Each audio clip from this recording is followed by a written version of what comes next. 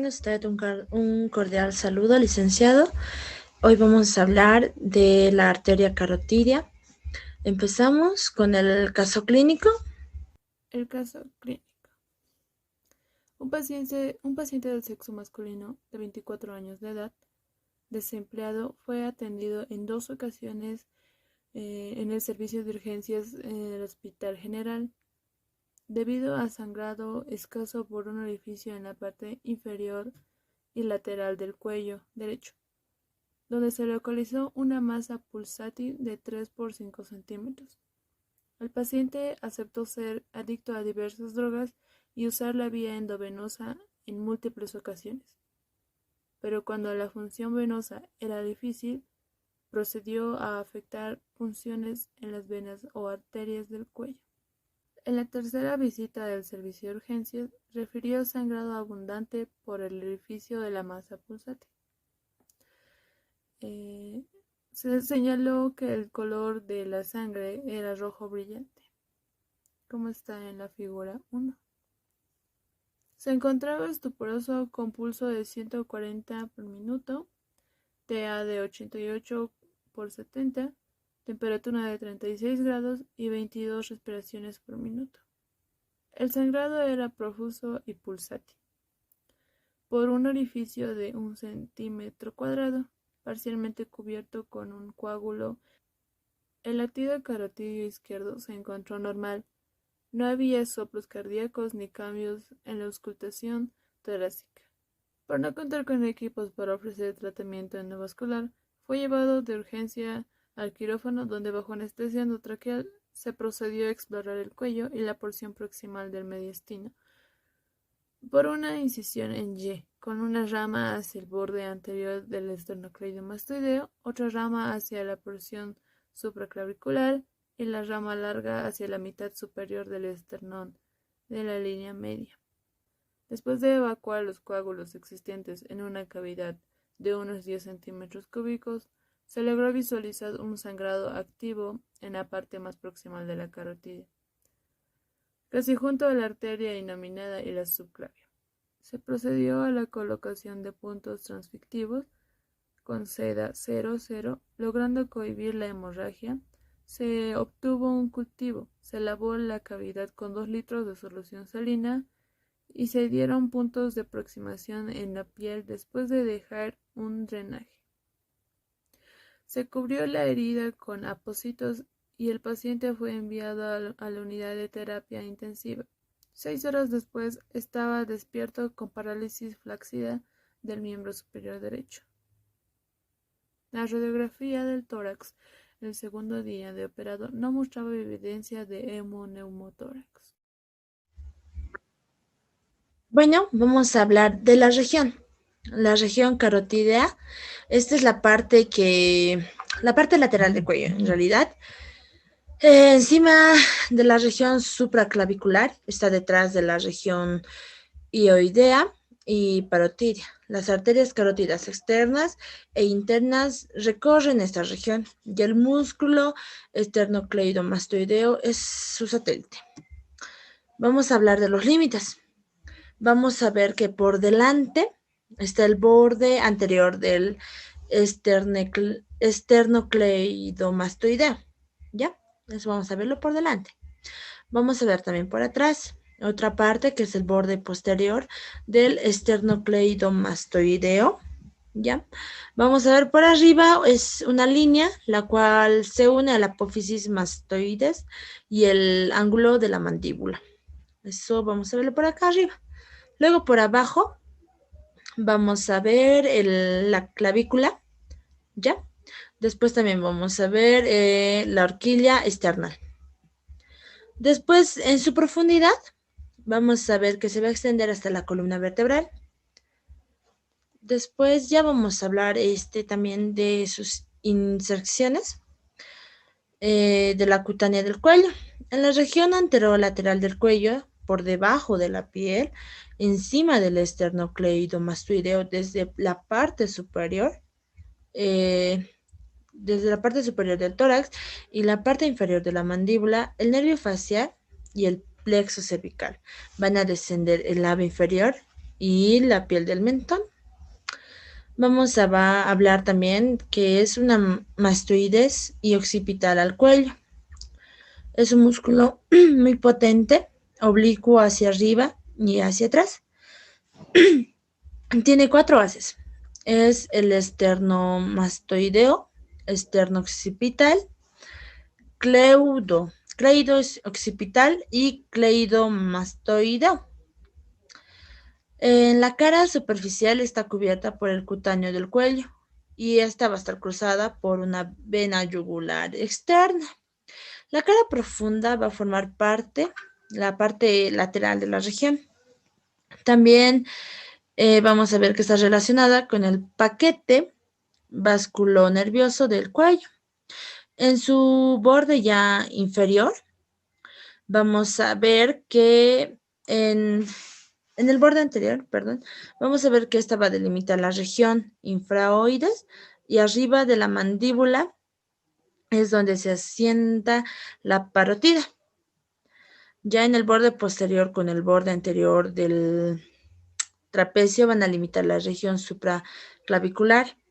Vamos a ver su vascularización, que es en la arteria occipital, es en la tiroidea media e inferior.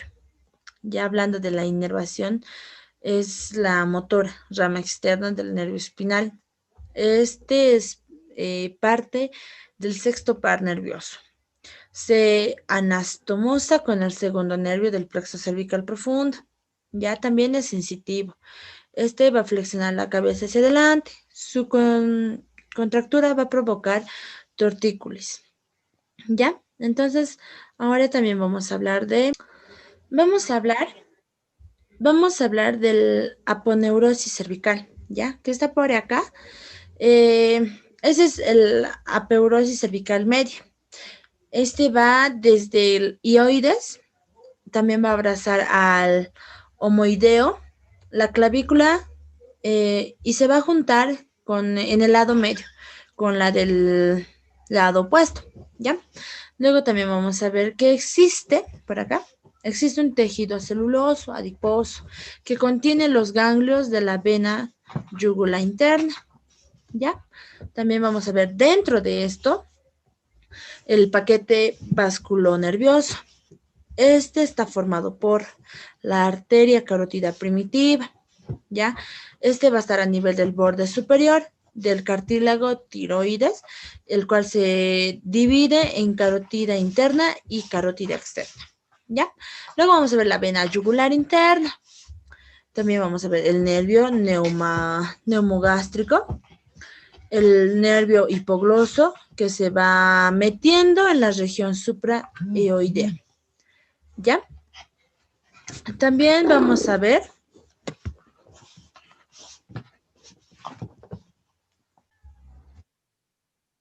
también vamos a ver por el tejido celular subcutáneo que van a recorrer la vena yugular externa. Luego vamos a ver la vena, la cual se va a encontrar cubierta por la aponeurosis cervical superficial, ramas del plexo cervical superficial, una rama transversa, la rama auricular para la región auricular. Vamos a ver la rama supraclavicular.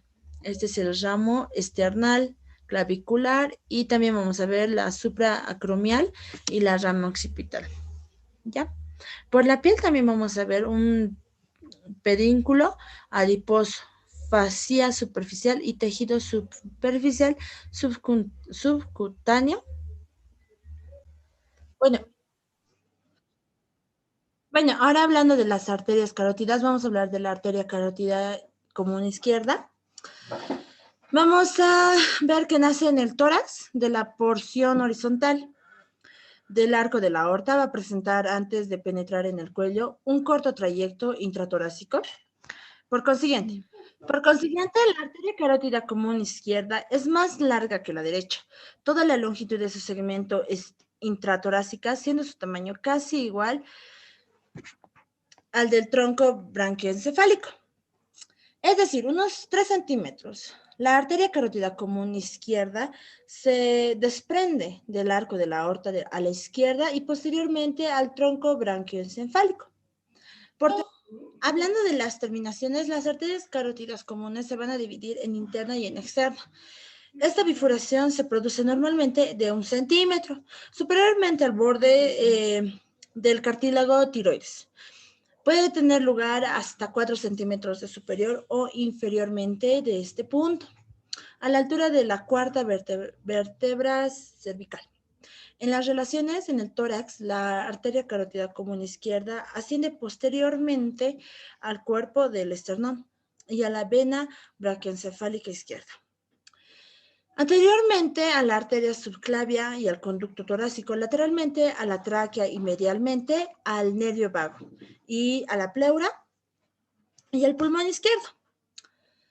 En el cuello, las dos arterias carótidas tienen relaciones casi idénticas.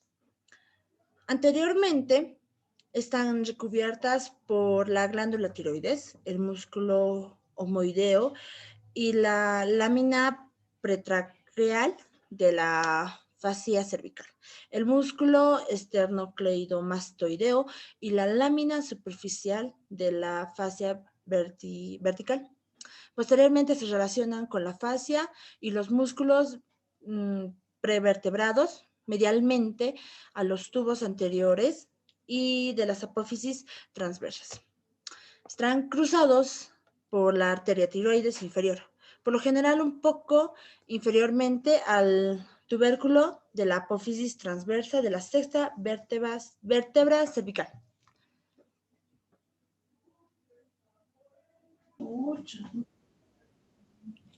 Ya hablando de las ramas, a excepción de una o dos minúsculas ramas destinadas al glomo carotídeo y que nacen bien a la ranura de separación de las arterias carótidas internas y externas, bien de una u otra de dichas arterias, en su origen, las arterias carótidas comunes no dan ninguna rama colateral.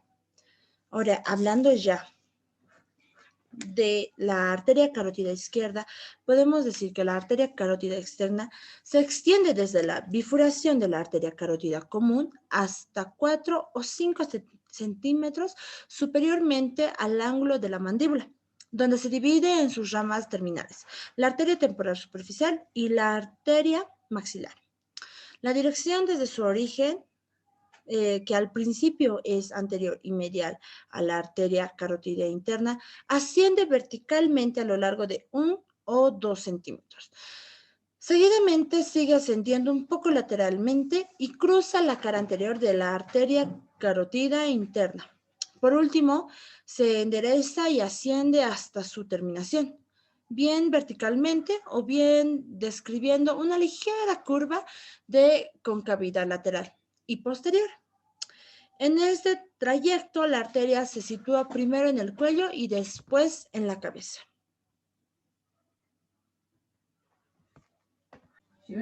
Hablando ya de las relaciones que tiene, en su posición cervical, la arteria carótida externa se relaciona anteriormente con el músculo esternocleidomastoideo y la lámina superficial de la fascia cervical, que lo recubre con el nervio hipogloso y el tronco venoso tirolinguofacial, que la cruzan posteriormente con la arteria carótida interna, medialmente con la faringe. En su porción cefálica, la arteria es el principio infra y retroparotidea. Se sitúa profundamente al vientre posterior de los músculos digástrico y estiloideo. Pasa a través del diafragma, de los músculos estiloideos, medialmente al músculo estiloideo y lateralmente al ligamento estiloideo, al músculo estilogloso y al ligamento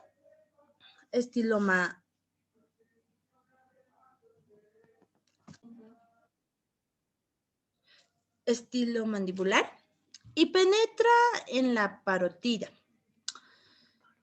En la parótida, la arteria se labra primero un surco, después es rodeado por la glándula hasta su terminación. De todos los órganos, vasos o nervios que atraviesan la parótida, la arteria carótida externa es la que se sitúa más profundamente. La arteria carótida externa irriga la cara y los tegumentos del cráneo. Las ramas colaterales de dicha arteria dan múltiples ramas colaterales, cuyo número varía de 4 a 12. El resto no existe más que en una proporción inferior al 50%. Por tanto, nosotros describimos las 7 ramas colaterales normales de la arteria carótida externa. Hablando ya de la arteria tiroides superior, nace de la cara arteria de la carótida externa, muy cerca del origen de esta. Desde ese punto se dirige primero medial y anteriormente, y luego inferiormente, y alcanza el extremo superior del lóbulo correspondiente de la glándula tiroides. En ese trayecto, la arteria aplica sobre la faringe. Está recubierta superiormente por el músculo esternocleidomastoideo y la lámina superficial de la fascia cervical. Más inferiormente por los músculos infraoideos y la lámina petraqueal de la fascia cervical.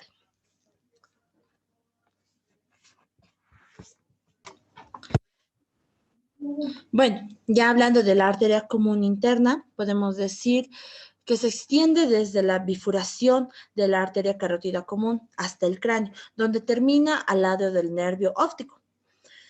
En un principio, la arteria carótida interna está situada en el cuello.